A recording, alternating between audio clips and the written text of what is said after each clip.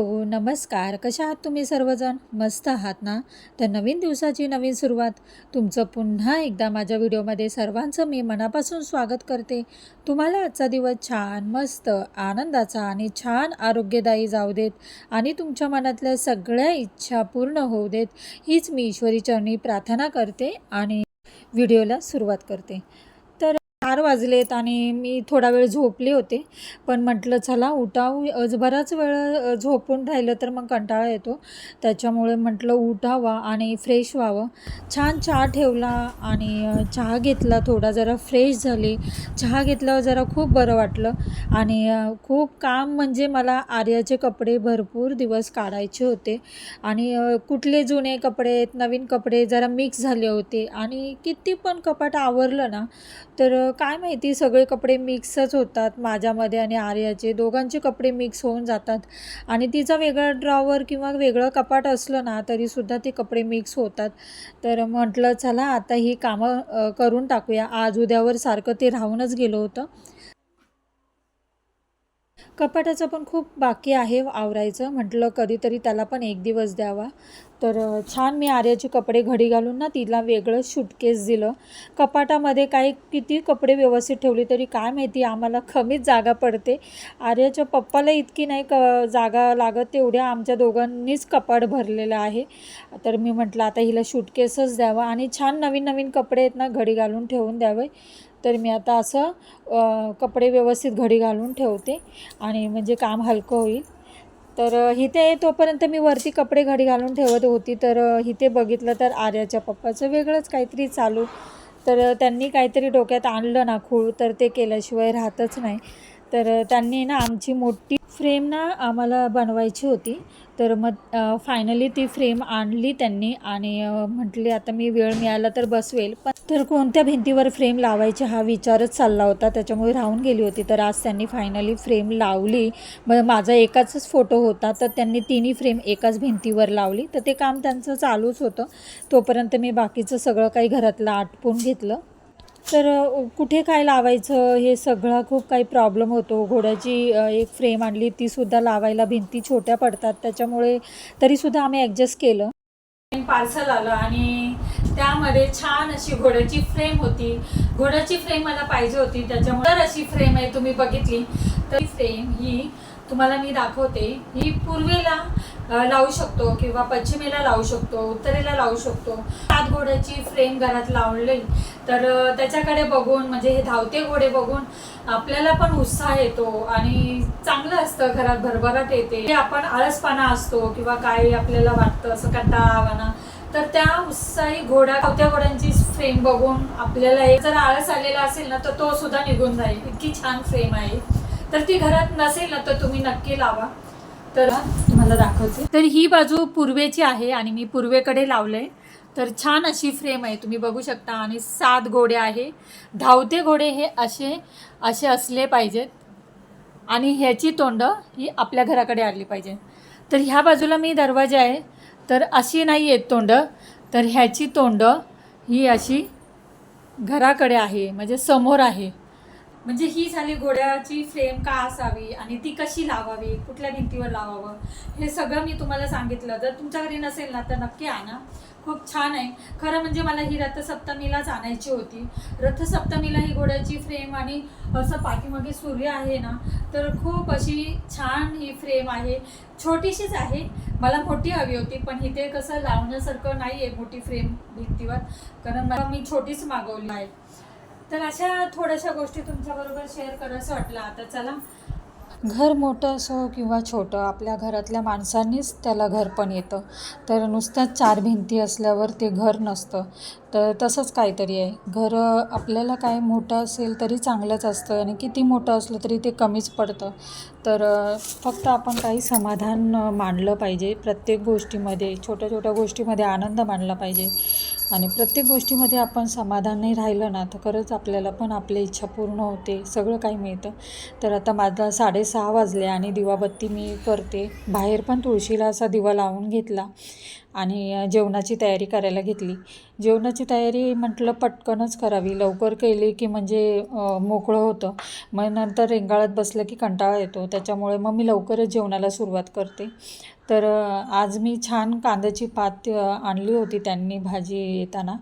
तर कांद्याची पात हिरवीगार अशी भाजी होती. म्हटलं करावी, चला ते ठेवून पण मग हिरव्या भाज्या फायदा नसतो म्हणून. तर ते लगेच हिरव्या भाज्या केल्या ना तर चांगल्या असतात. त्याच्यामुळे मेथीची भाजी, कांद्याची पात, शेपूची भाजी वगैरे काय आणली ना तर मी तेव्हाच करून टाकते, ठेवून देत नाही फ्रीजमध्ये. तर कांद्याची पात भाजी खाते, पण ना तिला म्हटलं नको, तिचं पण पोट भरलं पाहिजे. कधी कधी असं वाटतं आपल्या लहान मुलांचं नको चोचले पुरवायला. तर आपण पण त्यांचं ऐकत गेलो किंवा आपण त्यांच्या मनासारखं केलं ना मग ते सुद्धा मुलं ऐकायला मागत नाही. मग भाजी खा म्हटलं ना तरी खाणार नाही. त्यासाठी मग वाईट वाटतं जेवलं नाही तरीसुद्धा. मग त्यासाठी मग तिला मी म्हटलं आता जाऊ दे, भेंडीची भाजीच बनवते. तर थोडेसे 2-4 भेंडी तिच्यासाठी काढल्या आणि बाकीच्या ठेवून दिल्या फ्रीजमध्ये. तर आता संध्याकाळच्या जेवणासाठी मी डाळ भात आणि छान कांद्याची पात, चण्याची डाळ टाकून करणार आहे आणि भेंडीची भाजी आर्याला करते. तर तेल काढलं नव्हतं मी. तेल अशी बाटलीमध्ये काढून ठेवलं ना तर काय टेन्शन नसतं. त्याच्यामुळे मग हे असं नळाचं आहे ना माझ्याकडे, तेलाचा डब्बा आहे, कॅन.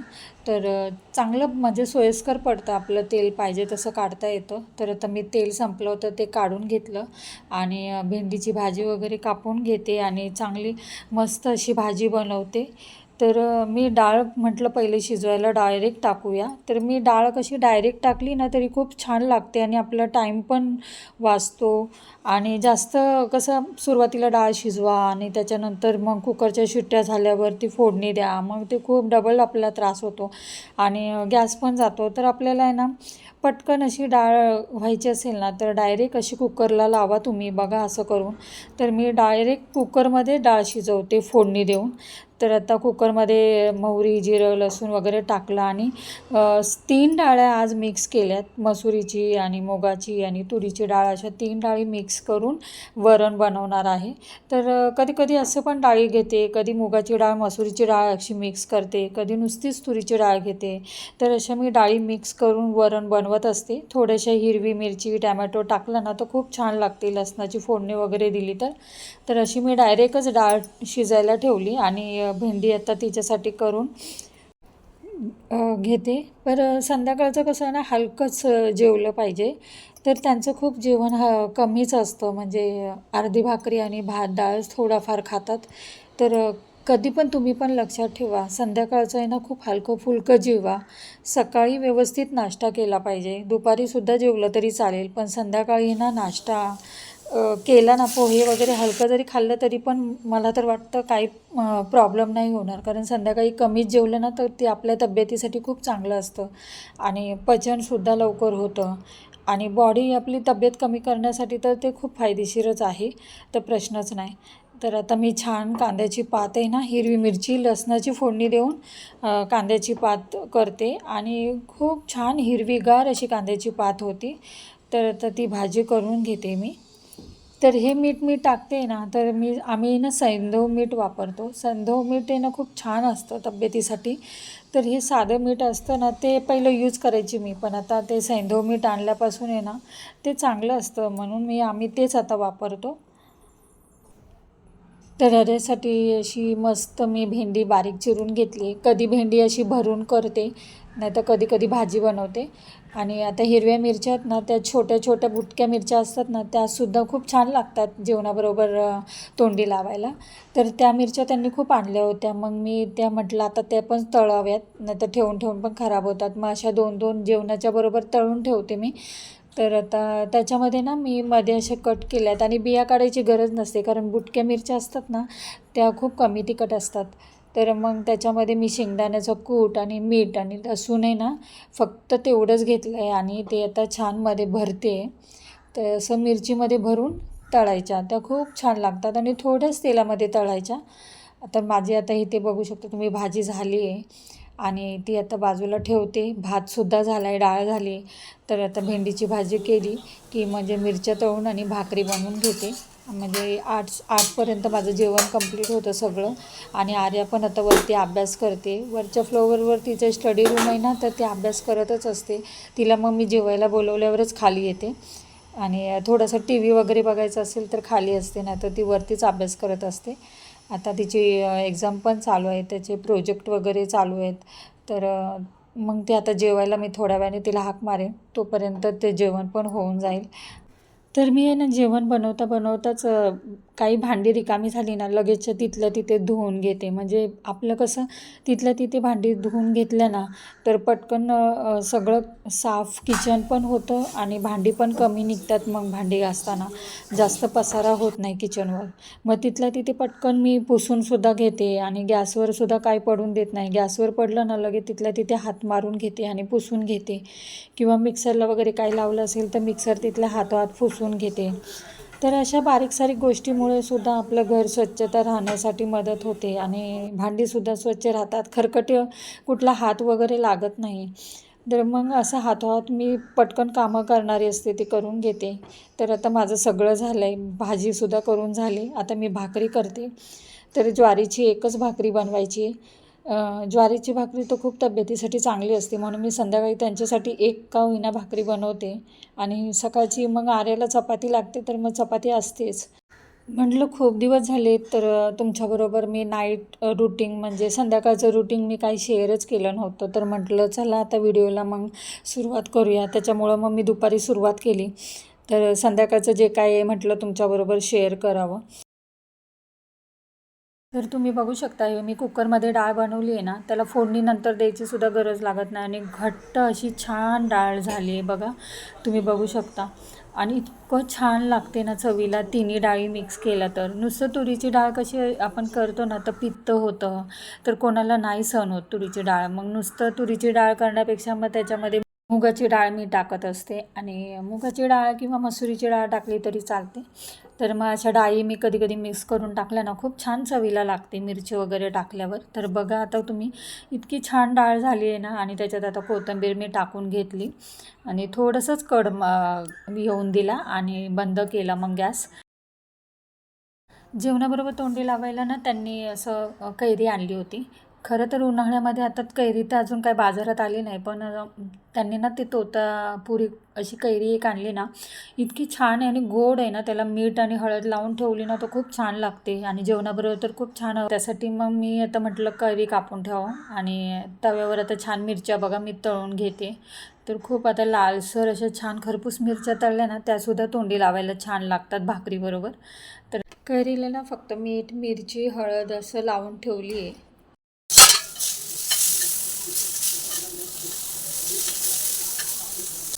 काय बनवलंय? काय बनवलंय? कांद्याची पात बनवली.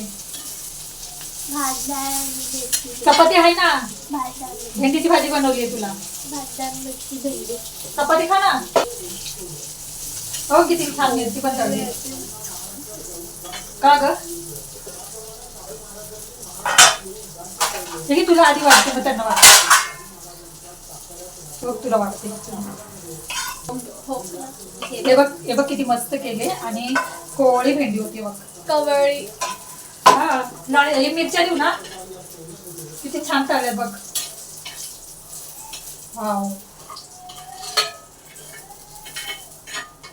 मसाला पाहिजे तुला? हा, छान अशा तळल्यात मिरच्या आणि शेंगदाण्याचं कूट मीठ टाकून केल्यात ना, तो खूप अप्रतिम लागतात. तर आता आर्याला देते मी जेवायला.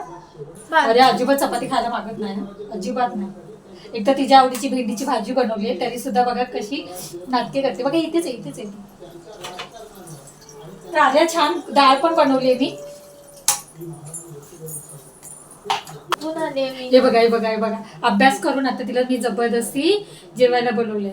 हे बघा, नको म्हणते, कॅमेरा समोर अजिबात नको बोलते. चल जेवायला. मी चालू तुला. हे घे, पप्पाला पाणी दे. तर मुलगी कसं ना, आपली एक मैत्रीणच असते. आई आणि मुलीचं नातं म्हणजे जेव्हा मुलं मोठी होतात ना, तेव्हा आपण मैत्रीण आणि मित्रांसारखंच खरं राहायला पाहिजे. आणि त्यांच्याशिवाय घराला घर पण नसतं. खरंच आहे ते. थोडीशी भेंडीची भाजी, कांद्याची पात, मिरची, भाकरी, थोडं कैरी तोंडी लावायला दिले. तर आता त्यांना जेवायला वाटते.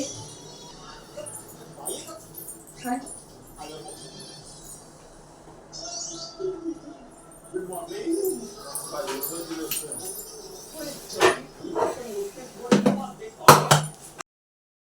त्यांचं आहे ना जेवायला दिलं ना तर एक भाकरी दिली ना तर त्याच्यातली अर्धी भाकरी तरी काढूनच ठेवतात. खूप कमी जेवतात ते.